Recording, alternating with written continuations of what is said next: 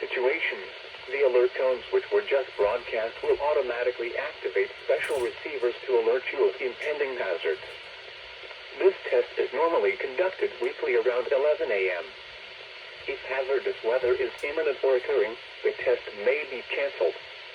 To provide the most consistent warning service possible, the alert tones will only be activated for the following counties in the KXI42 listening area: in Missouri, Perry, and St. Genevieve. In Illinois, Randolph and Perry. If your receiver was tone activated, the alert function will automatically reset after the test. This concludes our test for this week, and we will now resume normal programming. Thank you.